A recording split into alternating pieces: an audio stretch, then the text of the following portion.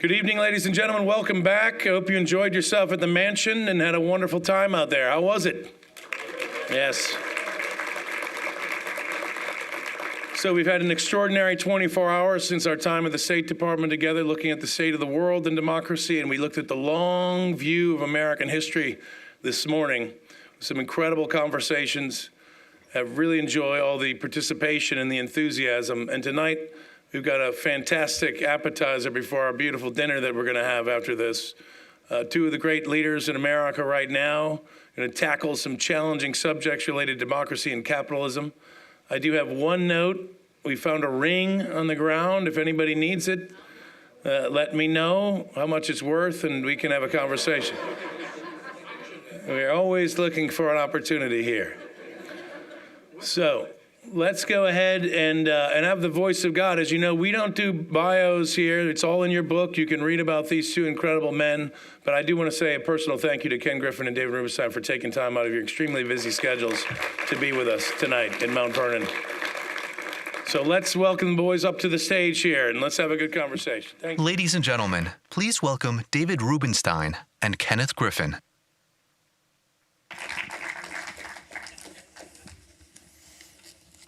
So, Ken, thank you very much for coming here. And I wanted to ask you, how many times have you been to Mount Vernon before?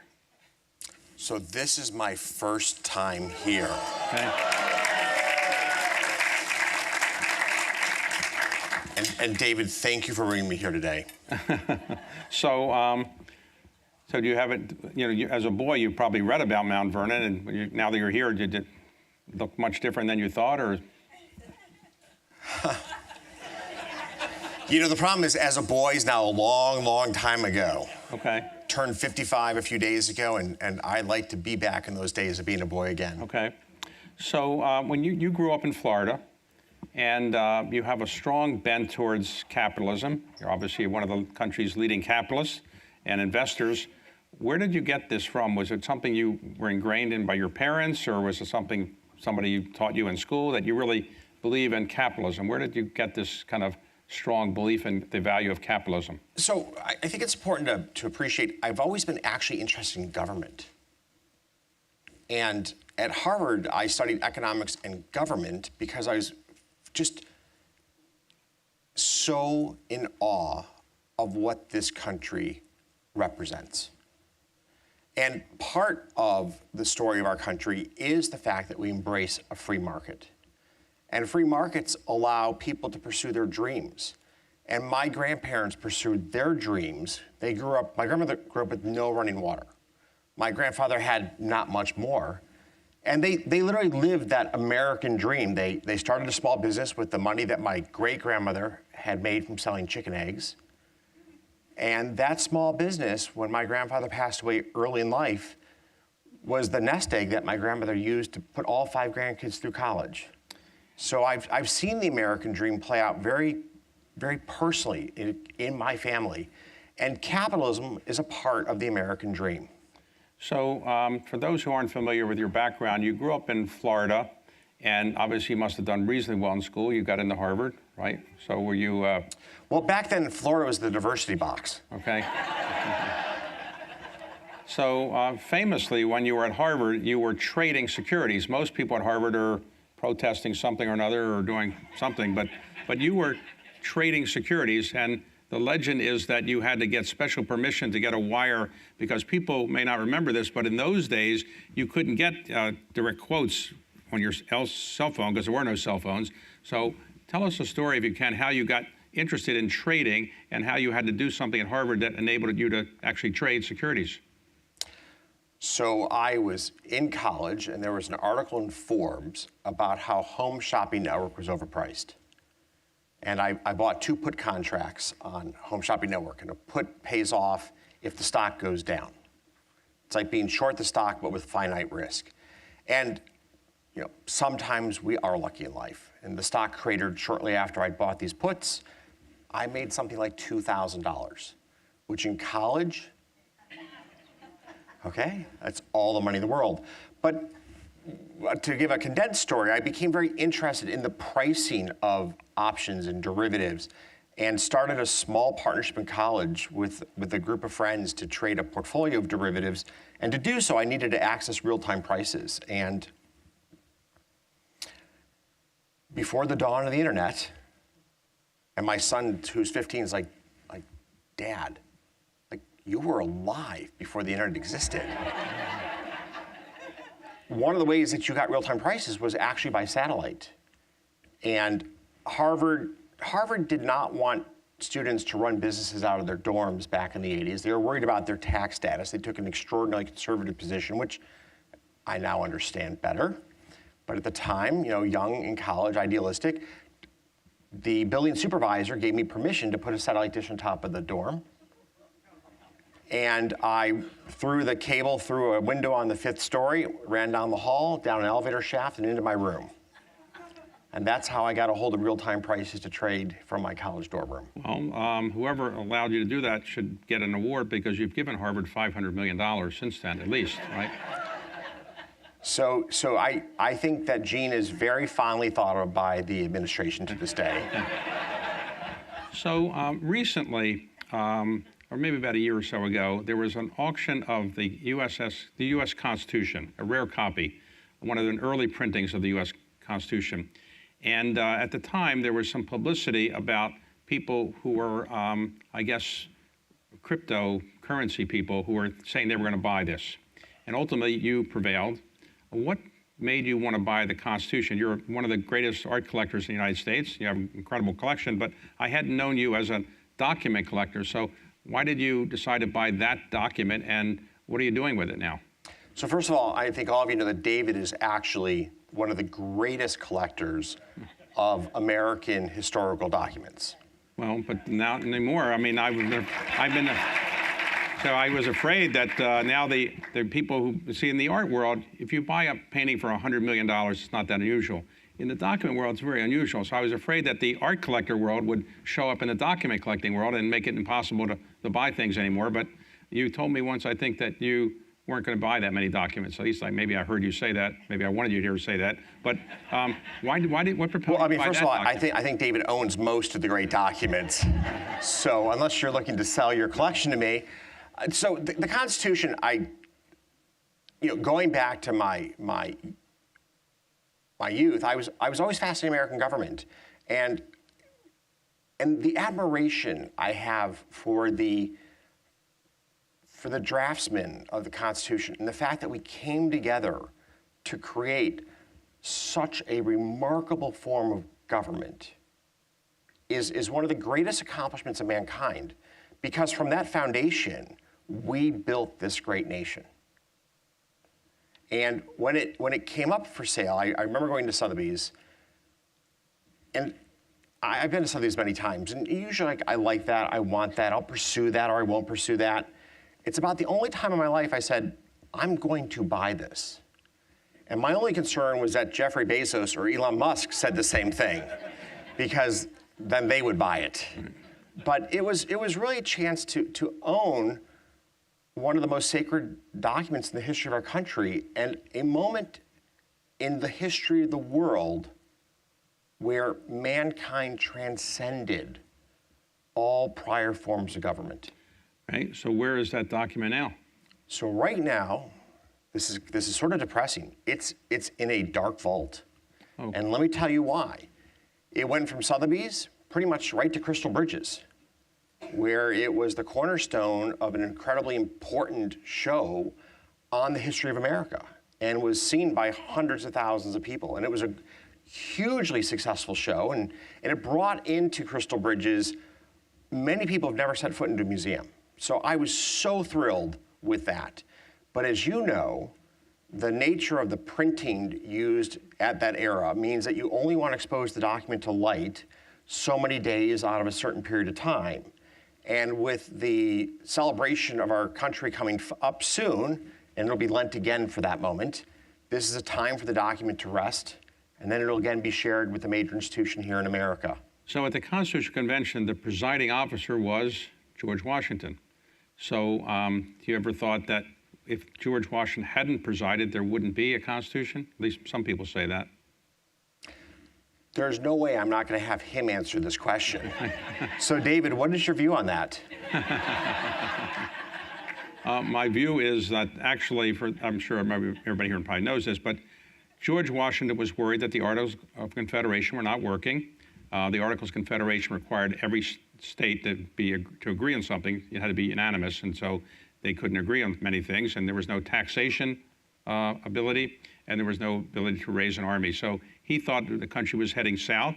So Alexander Hamilton and James Madison persuaded him to go to a convention in Philadelphia. It was really supposed to designed to amend the Articles of Confederation, but actually produce a constitution.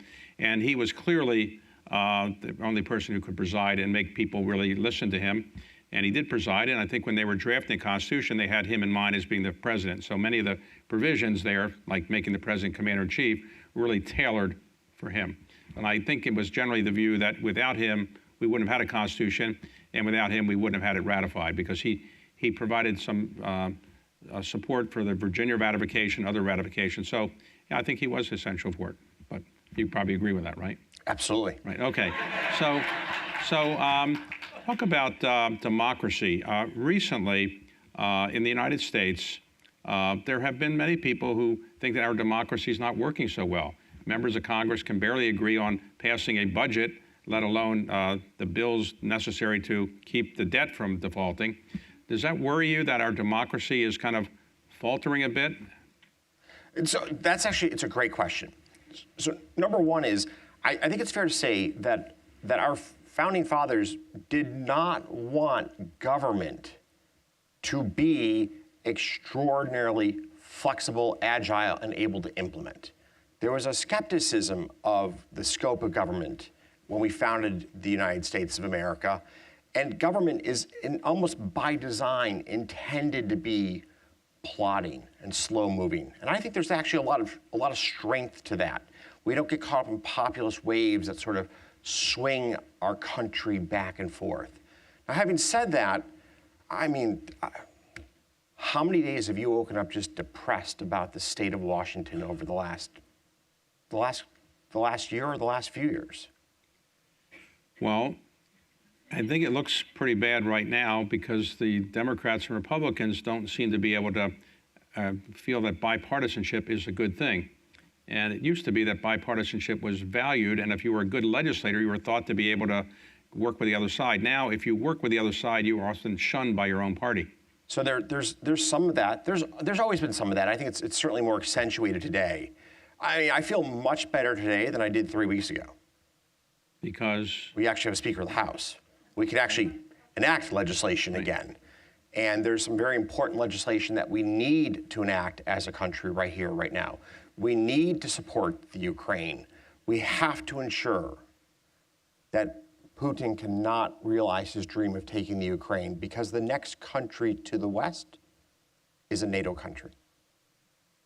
And the insurance premium that we should pay to ensure that Ukraine stays part of the Western sphere, stays a free country, and keeps Putin away from NATO, this is the easiest legislative decision that we should have. And then at the same time, we need to support Israel here in the context of the Middle East. And we need to make sure that America represents its national security interests everywhere in the world. And I think we will see the two sides come together to make this happen. Well, hopefully you're right, but are you surprised that the Republican Party, and I don't know if you're a registered Republican, you probably support more Republican candidates than Democratic candidates, is that fair? That's fair. So are you surprised that the Republican Party in the House, at least, seems to be backing away from supporting Ukraine, maybe because of pressure from Donald Trump? Does that disappoint you or surprise you? Look, I think this goes back to one of the challenges in our country, which is education. That if we don't teach history and we don't teach people how to engage in critical thinking, then they become easily persuaded by very shallow arguments. And at this moment in time, particularly when it comes to issues of national defense and national security, we really need to make sure that our legislators in Washington think carefully about history and think carefully about what steps do you take to prevent a war. Because it's much more important to prevent a war than it is to win a war. So many people say that our democracy has been challenged a bit because of the influence of money. And you are a large donor, so do you feel that money is too important now in our politics and there should be constraints on it? Or do you think it's actually a free expression type of thing and there should be no constraints? So that's another great question. Money is certainly part of the dynamic in American politics, and it gives politicians a voice. It gives them a chance to deliver their message to voters. I've been involved in supporting candidates for, 25 plus years. No amount of money turns a bad candidate into a winning candidate. It can give a candidate a chance to have a voice. It cannot change the stripes on the zebra. So what's really important is to find good candidates who have solid principles and to support them in their pursuit of office. That's what gets good people into Washington. But this theory that elections are being bought is just absurd. Elections are won by good candidates, usually, who have the right positions, usually. And then money is important, particularly in a world where much of the press leans very left. Okay. So if you imagine a nation in which there was no ability for politicians to raise money, and yet the press, as liberal as it is today, where would U.S. politics be? They would be far further left than where they are today. And to be clear, I'm not trying to make a statement that left versus right is what matters most. What matters most is the debate between the two sides, because truth is almost always in the middle. So you just said you turned 55. So in 25 years, you'd be old enough to be president of the United States. So would you consider in the next 25 years or so, when you're aged, that you might run for president yourself? Well, I think it's really important to repeat something I've said before. In 25 years, it's the perfect age not to be president. And I would really like to see both parties have a far younger, far more dynamic candidate competing for the White House. Well, you're 55. Are you interested? I think George Washington became president of the United States when he was, 57? Is that right? Something like that? So I can think about this for 2 years. You've got a couple years to think about it. I can think about this for 2 years. You haven't, we talked about this before, but you're not likely to be a candidate in the near future, but you wouldn't rule it out at some point in your life. I mean, I've always had an interest in government, always, like from the time I was a young child. And of course, I've thought about, would I ever consider running for the House or the Senate or governor over the course of my life? It's something I'll think about, pursue, consider, make a decision on. So let's talk about the Constitution a moment. You own one of the rare copies of the Constitution. Suppose that you had the ability to change the Constitution, had some amendments. What would you like to do to make the Constitution work better? That's a great question. So I'll do the following with you. I'll pick one, you pick one. Okay. All right. I would certainly require there to be a long-term balanced budget. So we don't have to have a balanced budget every year, but we can't keep funding America today on the backs of our children, grandchildren, great-grandchildren. Well, now I'll turn it to you. I understand the arguments for the Electoral College. I understand why we have it, and it was actually not really debated that much in the Constitutional Convention, but it came out of a committee and they adopted it. They couldn't agree on how to elect a president was one of the things they couldn't agree on. But I think a direct election of the president, while it has its challenges for sure, would lend more credibility to our claim that we are a democracy, because presumably the majority candidate would win. Today, we have a situation where somebody, let's say in Donald Trump's case, he lost to Hillary Clinton by, I think, 3 million votes. He became president of the United States. We've had 5 cases where the minority candidate became president because of the Electoral College. So I would probably opt for that. Would be a change I would strongly consider, though I recognize in the current environment it's not going to happen, but if I could make a change, that's probably one of them. What other change might you make? So I would really try to understand how to end gerrymandering. Okay. And the issue with gerrymandering is we continually encourage extremists in both parties when we make a district solid red or solid blue. Now it becomes a competition amongst extremists, often in our primaries, and that results in people in Washington who really shouldn't be in Washington.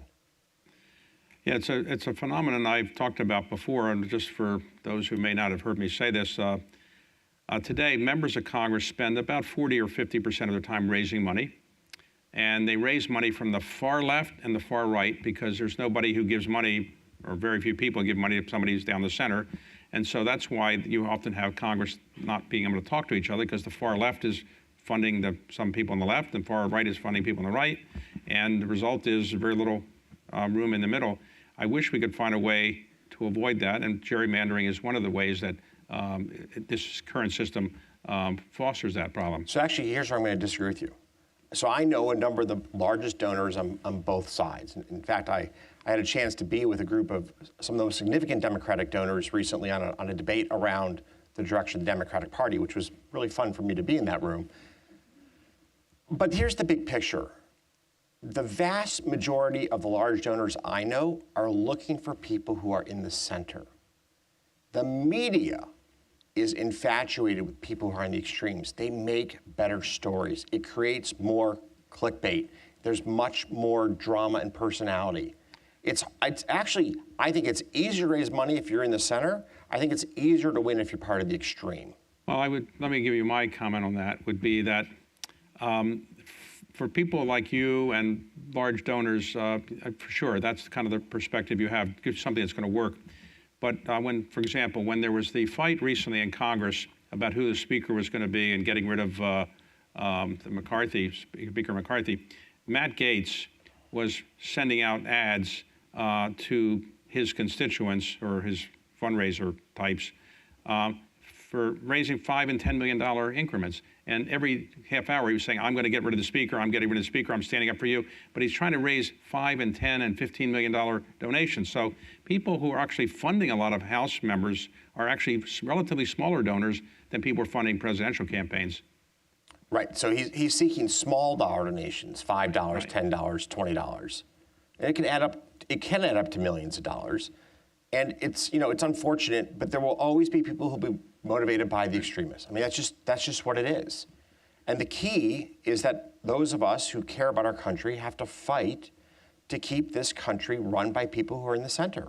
Let's talk about education for a moment. You've been a big proponent of making certain that education is, taught in a good way, and you've been very, I think, vocal about this. So what is your principal concern about the education system we currently have in our country? Well, one of my partners was in a public school in a city I'll leave nameless, and it was before a moment where we would celebrate a piece of American history, and he was in a classroom of sophomores, and the War for Independence came up, and he just threw out the question, who did America fight in its war for independence?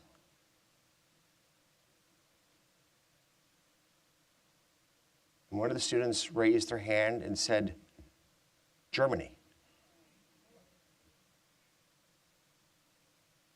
And he's like, well, that's the right continent, so let's go from there. Right. They did not know who we fought our war for independence from. And it's very hard to have a functioning democracy when you have no knowledge of our history. Well, Richard Haas has written a book on that. He talked about it last night at the State Department, but we have very little knowledge of civics and history compared to what you might want. I'll give you one illustration of this. Is there anybody here that's a naturalized American? Anybody? Okay.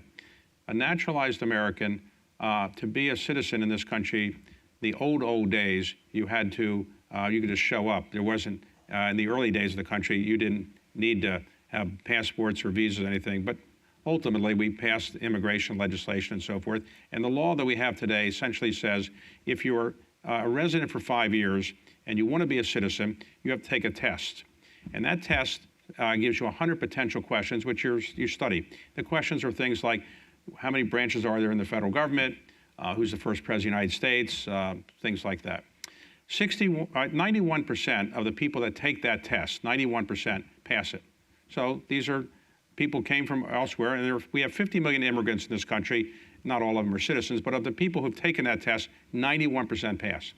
The same test was more or less given to people who are naturally born in this country in all 50 states about 3 years ago. And about 2.5 million people took the test. And not surprisingly, you can see where this is going. Only in one state could a majority of natural-born, native-born Americans pass the basic citizenship test that foreigners have to take to become a citizen in this country. And Do you happen to know the state? I'm sorry? Do you know the state? It's Vermont. It's Vermont. And only 53% there. I still think Vermont gets a round of applause for that. Right. So in this country, to come in as a naturalized citizen, you have to, the 100 potential questions, you ask 10 of them. And if you're 65 or older, they tell you which 10 you're going to get. I don't know why they want to help people 65 or older. Imagine if you were 80 and running for president. I don't know. Maybe. Do they just give you the 10 answers? I don't know. But anyway, so today, to be a citizen, you have to take six out of 10 questions. All it takes. And again, sadly, majority of Americans, native-born, couldn't pass that test in every state except Vermont. So back to your situation, the capitalist system. But I think it's really important to think about, right? We're talking about how do we defend democracy. If you don't understand the history of our democracy, if you don't understand how this country saved the world twice in 2 world wars, if you don't understand how this country has been the center point of the vast majority of innovation in the world over the last 200 and change years, then you say, you're in no position to judge how important this country is to protect. Well, I don't know if you can mention his name in this building, but Thomas Jefferson, he said an informed citizenry is the key to a representative democracy working. Obviously, we don't have an informed citizenry. You get not a great democracy sometimes. Let's talk about capitalism for a moment.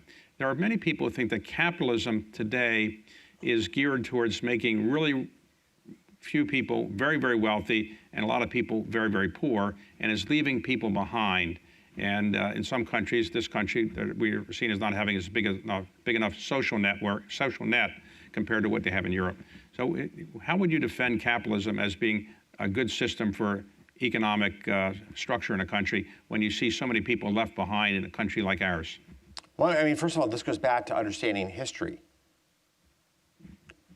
People in Russia were pretty much dirt poor when the Cold War came to an end. China, under Mao, had 50 million people starve to death. I don't see the glory in communism or socialism. There's no story of 50 million Americans dying of starvation. And the Chinese actually embraced free markets to pull 1 billion people out of poverty. The greatest success story in the world in combating poverty was the Chinese embracing of free markets. And they didn't embrace it as we do in America. It was like a partial embracement of free markets, took 1 billion people from poverty into prosperity. So here in the United States, number one is a capitalist system, a free market system works best when you have an educated workforce. So it goes back to the very same issues that make democracy more fragile, a poorly educated population, also makes capitalism feel less equal because the playing field is not nearly as level in terms of the starting skills. You know, in Illinois, there's 53 schools without a single child at grade level. How will they be successful in any economic system in the world when they're effectively functionally illiterate in this day and age? And remember, the United States, our economy competes with every economy in the world. Americans have to compete with people in China, in India, in Germany to produce goods or services. So we first of all have to educate our children if we want to embrace a free market system. But having said that, the free market system is the single best way that we know to allocate the time of our citizens and the capital of our country to solve problems. But if you could change the capitalist system that exists in the United States, is there anything you could do or would recommend that we do to make the system better than it is? Absolutely. I would, first of all, I'd focus on educating our children. Number two is I'd place far more emphasis on post-high school technical career development. How do we make sure that people learn trades like carpentry, to weld, to fix automobiles, rather than having them pursue degrees in four-year colleges that are often not particularly marketable? If you're going to go to college, how do we encourage people to have engineering and STEM degrees? Much more marketability than you have in many of the degrees that we have today from American schools. I mean, it was heartbreaking. I was on a river rafting trip in Colorado, and the guide is like, I studied English at a second-tier school, and this is the best I can do for a job. I mean, how awful that somebody spent 4 years in college and cannot find a high-paying job in our economy. Well, So that's Okay. part of this, all right? Number two is we need to have a much, much stronger safety net, not of financial resources, but of financial resources and job training for those people whose jobs become rendered irrelevant by the triumph of technology. And we're about to see this again. We're going to see AI dramatically change the landscape of American jobs. I mean, if you work at a call center, it's going to be a tough job to find in 5 to 7 years, because we're going to have servers and data centers that answer that call with a human voice. They're going to answer it precisely. They're going to answer your question perfectly. You're not even going to realize you're talking to a computer. It'll be that good. And that's going to displace a lot of American workers, just as we will finally get to, and it'll happen in our lifetimes, it'll happen in the next decade or decade and a half, we'll have fully self-driving cars and trucks. That's a lot of people that will need to find new jobs. We don't have the jobs training programs that we need to have in America to help people land on their feet when changes happen in our economic landscape. So I think you and maybe Mike Bloomberg are the two most generous donors to American higher education today. You've given to many different universities and quite large sums. Are you upset about the protests that are now going on and some of the anti-Semitic protests you see in some of the universities? And are you concerned that this is a wave that we're not going to be able to stop in the future? What was the word? Am I upset? Well, are you concerned about what's going on in the protests? Concern comes nowhere close to the feeling. So, there is no room in America for calling for the genocide of a people. You'll find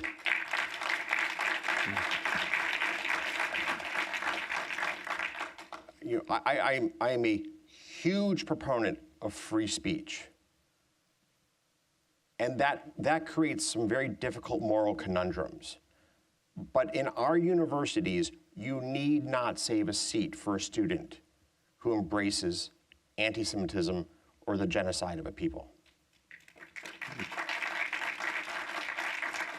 So while we're here, people may not know your background fully, but Ken is one of the, I would say, most successful investors in the world today, one of the most successful hedge funds and separate securities business that's one of the most successful. So for people that might be looking for some free investment advice, what do you think the average person who doesn't have your access to all the information you have and all the skilled people you have, what do you think the average person should do with his or her money if they have $100,000 that they're not sure what, or even $500,000? Should they put it in an index fund, or should they go to a hedge fund, or what do you recommend the average person do with his or her money? So I believe that a traditional, something close to a 60-40 portfolio, and that weight would change depending upon where you are in the journey of life, but bonds and stocks, passive index funds make a lot of sense. Passive bond funds make a lot of sense. Like, that's a very cost-effective way to manage your money and to earn the market returns. Now, passive investing is actually rooted in the theory that markets are efficient, and that markets are efficient because of active managers setting the prices of securities. Firms like Citadel, firms like Fidelity, firms like Viking Global, Capital Research. We're all running large teams of people that are engaged in fundamental research, trying to drive the value of companies towards where we think they should be valued. And passive investing, in a sense, enjoys the market efficiency that we create in our work each and every day. And one of the things that's very frustrating in Washington, D.C. is actually the regulatory weight being placed on active managers by the SEC, who are in this moment where they've introduced 50 new rules in proposal or final form over the last roughly 18 months. It's almost as if they're in a jihad against active management and the active allocation of capital in the United States. That hurts passive investors. That hurts the ability for companies to raise capital at the right price, to create jobs and to build factories. It's really like, you asked, what would I change in Washington? I would ask that our agencies run through the lens of how do we embolden American businesses to win. To win. And when we attack financial services firms, which employ a tremendous number of Americans who manage wealth for people all over the world, these are high-paying jobs where the individuals involved are paying a lot of taxes. I almost scratch my head, like, if the progressives don't want people who make money and who pay taxes, then how will they ever fund their dream? Like, I can't reconcile that. So many people have said that we are heading into a recession, but we seem to have dodged it for the time being. Nobody likes to say for certain whether we're going to be in a recession, but are you worried about a recession coming? I mean, here's the bottom line. There'll be a recession one day. Like, I'm absolutely certain, and I will be right. Okay. But economists, the old joke is they predict something like 10 of the next 5 recessions.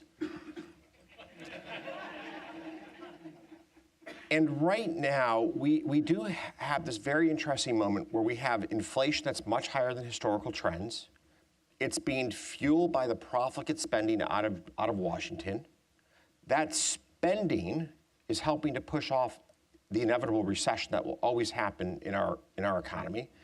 But we're funding this moment of largesse, again, on the backs of our children. We'll have a deficit this year of about $2 trillion. Now let's put this in context. We're going to have a $2 trillion deficit with unemployment at 3 and change %, with 9 million open jobs. The economy, in many respects, never gets better than this. And yet, at this moment in time, we're not saving for our rainy day. We're spending like drunken sailors. Well, related to that, the $2 trillion is going to be added to roughly 33, 34 trillion we already have of debt. So why did I've been wondering, why do the markets not respond to that? The markets seem to be absorbing this debt.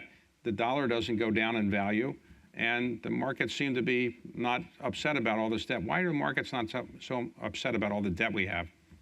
Oh, I think the last 50 basis point move in the 10-year over the last few months has been driven by the realization of just how out of control our spending is. And in particular, the CBO came out and said, we're going to be looking at 5% deficits for several years ahead. I mean, this has really got the market spooked.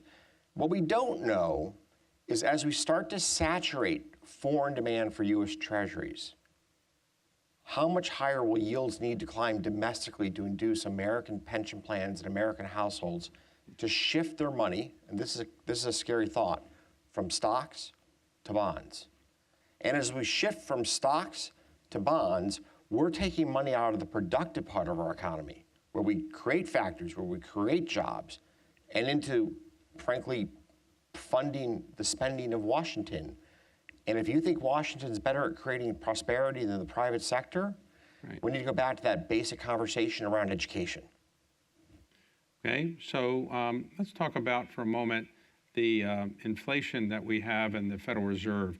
How do you think the Federal Reserve, in your judgment, handled the inflation when it showed up post-COVID? Do you think the Federal Reserve missed the boat and now think they've done a good job in moderating the inflation, or you think they should have done more earlier?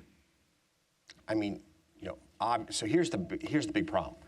If you're Powell, you have like one of the worst jobs because you will be measured with hindsight.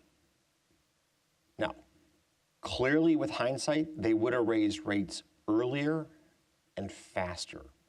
I don't think they knew how much of the inflationary spike was supply chain related or related to other factors, nor probably did they appreciate just how much we'd see in spending out of DC. right? It's like the Fed's trying to cool the economy to bring inflation down. So they've got the foot on the brake of the car.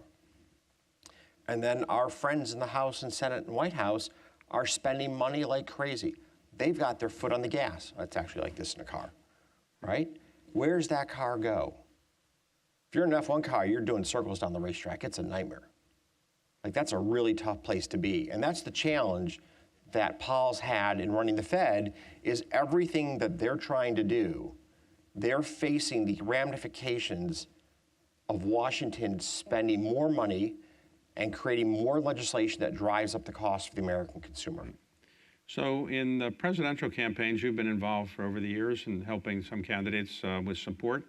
Are you, at this point, you're staying out of that race? So I'm watching this from the sidelines right now and really trying to understand where the key candidates in the Republican primary are going to land on issues that are important to me. This next debate's a really important debate. I hope NBC does a good job of having a policy debate. The American voters need to hear policies. They need to understand what we're going to do in issues of national security, education. They need to understand what we're going to do to grow our economy and to combat inflation. So I really hope the team at NBC is focused on those issues and not trying to have more of the, they're entertaining sound bites between the candidates as they attack each other, but that doesn't really tell us who we should vote for. So as you look back on history of people who you think were good leaders, in addition to George Washington, are there political leaders or governmental leaders you actually particularly admire? And are there business leaders that you see as role models for what you're trying to do and are doing? Well, so what's the exact title of our panel here? It's Democracy and Capitalism. So let's look at this through the lens of that, all right? Bill Clinton did a fantastic job on economic policy. Did a fantastic job. NAFTA was under Bill Clinton. And the economic integration of North America has been, when it's all said and done, a home run. Here's something that people take for granted in the United States. When's the last time you woke up and worried about going to war with Canada? Think of how few countries in the world that you can make the statement that you never, ever worry about going to war with your neighbors. You don't even joke about it. Like, we have such peace in North America, and we have such relative prosperity. It's remarkable. He did welfare reform. And that was important in getting more people into the workforce. And unemployment during his time as president, again, was in the low 3%. And then, this is hard to believe, he signed a budget with a surplus. And I know this because we traded the 30-year treasuries in the United States, and my traders are like, well, what happens if there's no 30-year treasuries left to trade? Because the government was actually, they stopped issuance. Yes, I think Alan Greenspan at the time said, what are we going to do if we don't have treasuries against which to measure corporate bonds? That's not a worry anymore. But, and I try to explain to people, a surplus means when you take in more money than you spend in government terms, and that's last happened under Bill Clinton. Right, it's been a long time. And then before Clinton, obviously Ronald Reagan was extraordinary in getting us out of our funk and getting people to think about the future and investing for the future. And people lose sight of that. When they believe you've got a strong leader in Washington, they'll take more risks with their businesses. I mean, we can sit here and debate the pros and cons of Trump all day long. I'll tell you this, we invested so much money back into Citadel and grew so rapidly. It was an incredible moment in the history of my career. Change administrations, all of a sudden, regulatory onslaught, the tone from Washington, distinctly anti-business. Well, you really take a step back and go, how fast do we want to grow? How much do we want to reinvest? How much do we focus on cost cutting? We're not focusing on being an offense. We're focused on staying like let's keep getting one foot in front of the next. But it's a very different tone. We've invested a lot during Trump's period of time, but you're not supporting him now. I think I've been pretty clear. I'd love to see somebody younger in office, and I'd love to see somebody who could serve 8 years. Okay. Like, I think continuity in the White House is important, and if we had a president who could serve 8 years, that would be a really good thing. Are there business people that you particularly admire over the years that you've either met or read about that you think are done great things in building our economy or doing great things in the investment world? That's actually a pretty long list. That's a pretty long list. I mean, okay, so yeah, I mean, when it's all said and done, you have to love Steve Jobs. You may find his personal life to leave you wanting, but Apple has changed the world. And this is one of those great stories of what capitalism does bring. You know, companies that are successful are companies that solve the needs of a consumer. People forget that. In the anti-capitalist rhetoric, businesses that sell products that people don't want go bankrupt. And businesses that sell products that people really want, like Apple, prosper. And Steve Jobs was a genius in understanding how to make technology accessible to the average person. I mean, my kids can navigate around an iPad, an iPhone, an iMac, as if it's just a part of them. It's just unbelievable. And everyone in this room has kids or grandkids would say the same thing. Like, I know it. So Steve Jobs was just an incredible visionary. At this moment in time, I mean, Elon Musk is just, I think he's certifiably crazy. How many people think they're going to revolutionize an industry? And he thinks he'll do that with Tesla. In fact, he's doing just that. But that's like one of his jobs. The other one is he's transforming space with SpaceX. I mean, I don't know anybody who has the range and breadth that he has in managing two distinctly different businesses that are both transforming really critical parts of the economy.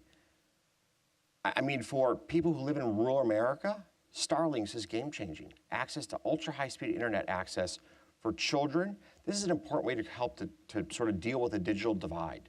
Right. It's unbelievable what he's doing at SpaceX.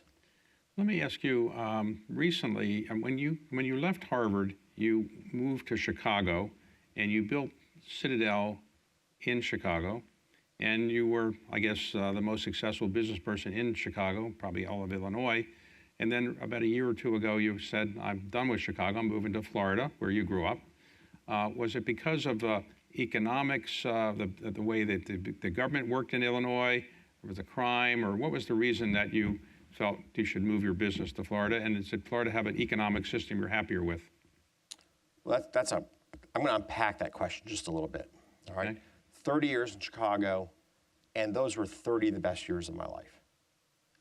But towards the end of that journey, Chicago changed. It embraced a set of policies that really changed the character of the city and resulted in a tremendous increase in criminal activity. I mean, it's hard to imagine this, but in the time I was in Chicago, there were 25,000 people shot to death. And the pace of crime was accelerating in the last couple of years, not decelerating, in a moment where the mindset of defund the police just gripped that city like you can't imagine.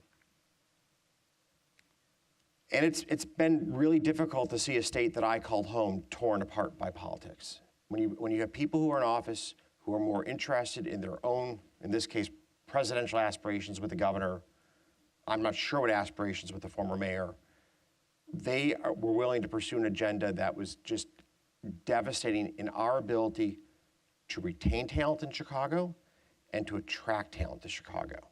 So keep that in mind as one vignette, a city where 30% of the stores on Michigan Avenue, the preeminent shopping district, are now closed, where you can't walk on the streets at night because of crime. And if you do walk on the streets, you're getting high from just all the marijuana in the air, from all the dope shops that have been opened over the last 3 years.